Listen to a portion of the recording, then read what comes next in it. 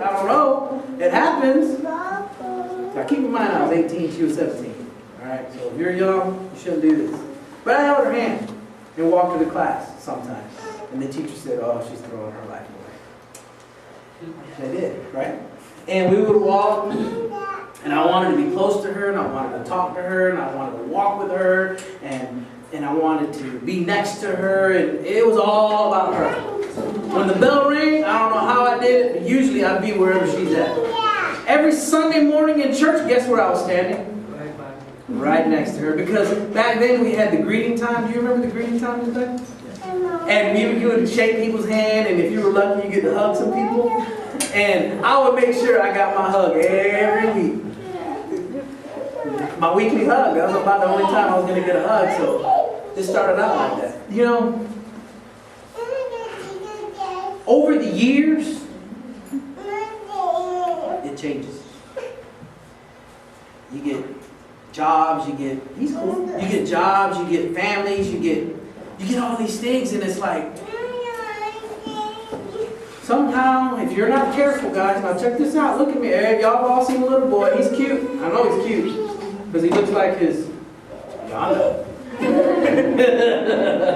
And, you know, over time, if you don't have a plan, this could happen. Now, when does that happen? That drifting, that distance. How many of y'all had a really good friend, best friend? Y'all ain't best friends anymore.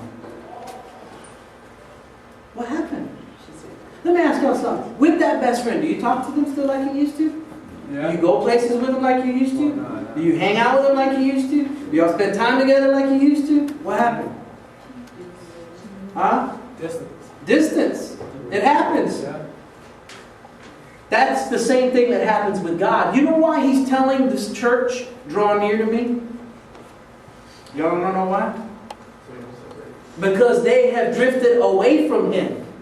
How many of y'all have been closer to God at some other point in your life than you are right now? You don't have to raise your hand. That's kind of a personal question, whatever. I can honestly say, man, I am close to God. Because He has whooped my bottom nasty. And when you get whooped, you listen. Yeah. And I'm pretty close to God right now. I mean, I'm like sitting in His lap, like, Dad. He's my dad, you know what I'm saying? When the bully comes, the devil, talk to my dad. He's a big daddy. My Heavenly Father, my Abba Father, He's big. But you can drift, guys. And I've done it. I've drifted from the Lord at times. Because you don't read the Word. You don't pray. You don't hang out. You don't hold hands. You don't sit next to them. You don't meet them at that place where you know they're going to be at. Do y'all have a meeting place with God? Is there a time in your life that's set apart for God? Do you have a specific time where you talk to God, where it's just you and Him and you're quiet? I'm going to tell you something, guys. You might want to write this down. You might want to hold it in your mind. I'm going to tell you something, guys. Listen to me. And hear me. Hear my heart. You will never be what God wants you to be until you get that plan. Until you set aside time for Him, where you can get into His Word and where you can pray. What you're doing is you're setting yourself up with your relationship with God, which is the most important relationship in all of the world. And He's giving you an invitation, guys. A huge invitation. God is giving you an invitation. Draw near to me and I'll draw near to you. Now some of you look at that invitation like, I got an invitation to a Christmas party with my school on Saturday. This Saturday. You know what I'm going to do with that invitation? Yeah. Okay, whatever. That's not going to change my life. It's a worldly party. It's a secular job. And I'm not going. I got a paper to write, so I'm not going. Got an excuse. You don't want to do something, we can get creative and come up with some excuses. But here you have an invitation from Almighty God. Think about that. What are you going to do with that invitation? Cherish it. Listen to me. We say we are. But where's your plan? Where's your plan? Have you put time in the Word? Have you memorized the Word? Have you put time on your prayer, on your knees? Have you experienced things with God? Have you gone to places? Is He on your mind? Do you talk to Him till 2 or 3 or 4 o'clock in the morning? Nobody does that, Larry. Jesus pulled an all-nighter. I can honestly say I've pulled an all-nighter. Just me and God through a time of prayer and fasting. Oh yeah, here lately, many all-nighters. Yeah. Weeping, mourning, crying, scratching, pleading. God, I need you. When you're desperate, you do crazy things. How many of y'all have ever been madly in love? Love will make you do some crazy things. Crazy things. I'm telling you, when you love God, you'll do some awesome things. Doing your quiet time will not be an issue. Man, you want. It's like that phone right there that I talked about. Man, you're waiting. Let's say you have this best friend. Man, you're really, really close to them. It's a dating relationship or it's a best friend relationship. And they say, hey, I'm going to call you at this specific time.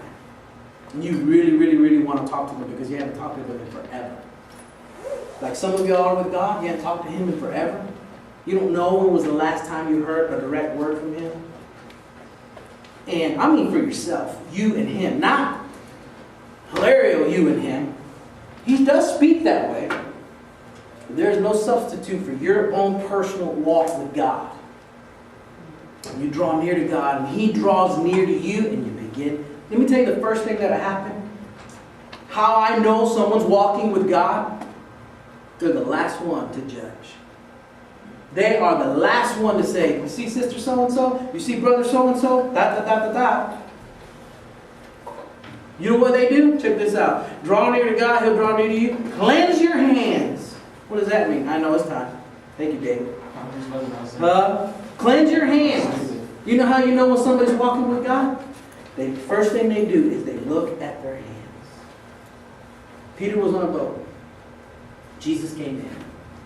He immediately got on all fours and said, I'm not worthy.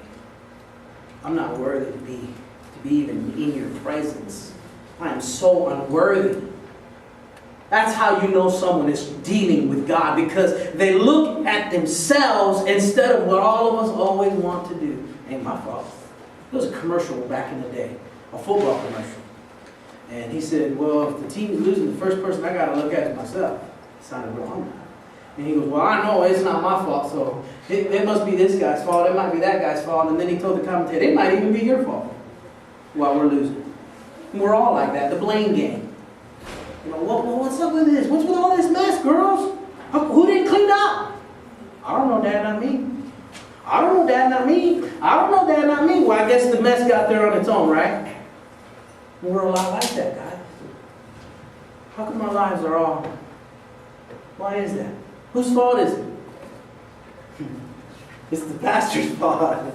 It's the youth team leader's fault. It's my Sunday school teacher's fault. It's my friend's fault. It's not my fault that I'm not close to God. I haven't drawn near to God. Why does He say cleanse your hands? Y'all look over here at me. Cleanse your hands. You know what hands are? It's communicating something, guys. The hands means your outward deeds. That's what the hands means. It means what you're doing. Okay, is there a sin that you're involved in right now tonight that you know God is not pleased with? Is there? He's saying, draw near to me. I'll draw near to you. And the way to draw near to me is by cleaning your hands. Is there something in your life? Is there a song that you know doesn't honor God that you're listening to? Is there an action? Is there something outwardly? Is there somewhere where you're going that Jesus is not invited? Is there something you're doing that Jesus is not invited? What is it that you're involved in that's dirty? Stop. Don't do that. Let's take it a step further. He says, cleanse your hands, you sinners, and purify your hearts. You know what the heart is? Purifying your heart means? Hands is outward. Heart is inward. What's going on inside of you? You can do everything right for the wrong reason. You can do everything right for the wrong reason.